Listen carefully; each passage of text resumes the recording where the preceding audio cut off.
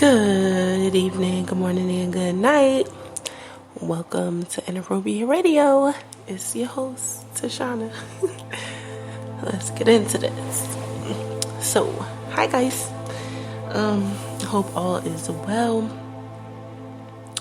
Those vacations, little breaks started today. I hope y'all do yourselves good, alright?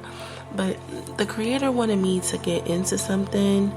We've been phasing through the periodic table. If this is your first time tuning in, welcome. Over here on this podcast, we discuss science, psychology, astrology, astronomy, religion, social events, and we like to tie it all back into spirituality, okay? So far, we've been going through the periodic table. We were supposed to actually cover nickel, but the creator has been dropping some knowledge that he wanted me to share with you guys. All right, now we have discussed ancestors, and I believe in the summer we had a conversation about no longer having the need to have altars in certain things, and why we don't need to be calling on the ancestors and particular entities. And I believe around Thanksgiving, we had a conversation about them being here and protecting us because of this war and these frequencies that are coming. You have to go back a bit, just a few weeks, all right? Yesterday, and I would just say within the past few weeks since Thanksgiving, this has been coming up, and the creator wanted me to go into this in a little more details, okay? Now, a lot of people, and there's nothing wrong with this is tradition, this is what we've always been doing, okay? I'm not saying this is wrong, but I'm saying in order for a lot of things to go a particular way, there are other ways to skin this cat. Okay, in order for particular laws to not be broken, in order for us to be clear and for things to run smoothly, okay? You don't have to do this, but this is just something the creator shared with me that he wanted me to share on the podcast, okay? Now, there are things that need to be done in order for the bloodline to be elevated, okay? Said bloodline being elevated will allow for curses and cycles to be broken and new ones to begin. It will allow for the overall karma of the bloodline and the debt to be settled with the universe. It will also allow you to have credit with the universe. I mean, this is the bloodline, right? A lot of good things come, a lot of abundance comes when we do things the correct way, okay? Now, we've been talking about no longer needing the bloodline to be accessed through shrines, right?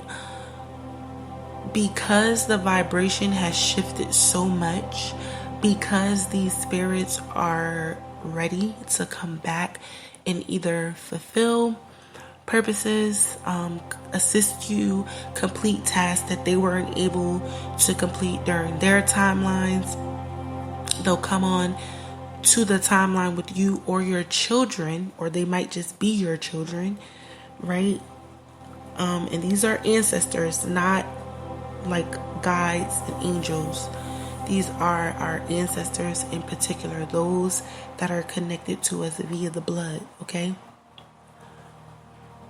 You have to do things in order for the prosperity and the abundance and the blessings and the coverage and the intellect to operate at a higher level. First and foremost, your diet. Your diet has to be clean, okay? You have to eat a high vibrational diet. Make sure whatever you're deciding to do is compatible with your blood type, and it's even safe for you to cut certain things or implement certain things into your diet. But you have to eat a diet, and you have to eat foods that are high vibrational, whatever that may mean to you, okay? Reason being is because you're cleaning up the genetics and you're allowing them to come in or on a higher frequency, okay? Off the rip. Secondly, your children. You cannot be afraid of the old school, traditional, folklore, whatever was passed down. This is a cycle. This is a chain. This is a link. Okay? And just like food is information, knowledge is information, right? It's strength. This is what's going to keep the link strong. So you have to be willing to instill those good, old school, traditional, everything, whatever it is that you may have learned from your mom or your dad or whoever it is, or your grandma or auntie or a cousin. If it is knowledge that you have learned as a child and it is something that you carried with you throughout your adulthood, into your adulthood, throughout all of your years, it is something that has quite naturally been passed down. You will want to give that to your children as well. Try not to shy away from the good old school traditional information, okay? It doesn't have to be physical. Of course, if it's cooking or, certain things like different skills, but I'm saying not the ass whippings, okay? Excuse my French. Number 3, it may behoove you. This is if you are the one breaking the curses, if you are the black sheep, if you are the isolated one, if you are the one that God has decided He wants to do a new thing through for your bloodline, you have to be willing to at least do a little bit of history and fact checking on your bloodline on both sides, okay? Because remember, these are 4 families that you are representing. We all have 4 families that we are representing, okay? Think about it for a second. I don't think I have to go into that, but okay? Now, when you think about it, there are so many other things that can connect you to your ancestors. Of course, I could say, connecting with God and building your spirituality and making sure that you are in an environment where you can actually study the history of wherever it is that you come from, right? All of those things are useful, but in terms of preparing for things to be happening on a vibrational tip, is very important to get your genes in order. So of course, exercising is also a part of that. I should have probably put that with the dieting, but y'all get it. That's not a number 4. Okay? It's number 1. All right? But it's important for your genes, because you don't want to eat the same foods that they were eating, right? Because a lot of our ancestors were sick. They died from a lot of ailments that were related to a poor diet, you see? So you want to create an experience for them to come back into an environment that will allow them to not have to go through the cycles that they went through when they were here, to be able to have to worry about new things, different things, better things, not having diabetes again, being hypertension again, being stressed and having all these different cancers. You want to elevate the experience. You want it to be a better quality experience. That is the goal here, to build an environment for the ancestors to dwell and thrive. We went over this, can't stress it enough. Put the shrines away. Okay? Especially if it's paraphernalia that you've been actively using to assist you with engaging, you need to dispose of it, okay? And it will probably be a good time to do it. If you're gonna fast, do it around the time that you're fasting. Of course, we know we have these different transitions and phases of different, planetary bodies, but if that's what you use to cleanse, then go ahead. But if we're being straight away and 3D about it, it's okay to just go ahead and get rid of it as soon as possible. You can do whatever you want. I'm just saying, because if you're calling on them, they're not where they need to be. They're somewhere else in the ethers, preparing for a return, preparing to be active in other dimensions on other timelines. So if you're constantly calling on them for assistance, you're not giving them the opportunity to be doing what they're supposed to be doing, unless they're multi-dimensional beings, okay? Unless they've already ascended to certain heights, then they can do that, okay? And it doesn't take so much energy out of you or them, okay? It's very important to understand that these altars and these shrines need to be put away and done away with for right now, simply because they're on the way back. They're en route.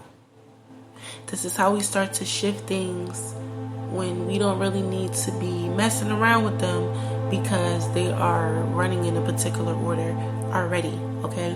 And our prayers, our speaking, our intentions that we put out into the ethers can cause vibrational shifts, okay? And there's nothing wrong with calling on the ancestors, but I'm saying the shrines, the altars, it pulls a certain energy that is very low vibrational. It's of this dimension. So prayer and setting up altar is, it's kind of two different things, okay? If you want to reach out to them, maybe write some things down. Totally different, okay? It's very important for you to understand number 4, because we cannot allow these time lapse to start running off course. Of course, the Creator won't allow that, but we have to do our part in making sure things, and this is simply because everything is moving so fast. We're moving at a higher vibration, so it's allowing us to move at a faster pace, okay? That's why time is starting to speed up.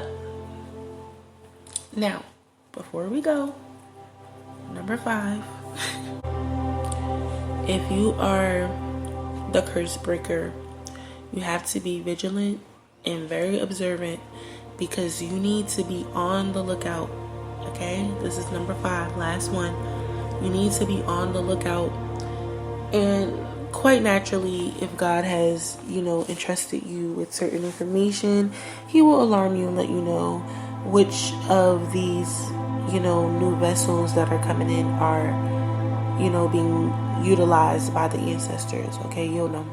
But just be on the lookout, because there's going to be a lot of different attacks that are going to be specifically geared towards isolating these vessels. So you need to really be on point. There's going to be a lot of false diagnosis, a lot of mistakes, mishaps, just a lot of different things that you want to just pay attention to and be careful for, okay?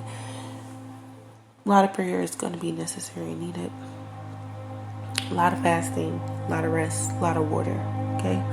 But I'm going to end it here. I do love you guys. I hope you all are going to be enjoying your holidays, okay? Drinking your water, eating your fruit and vegetables, sipping on your own tea, because it is free.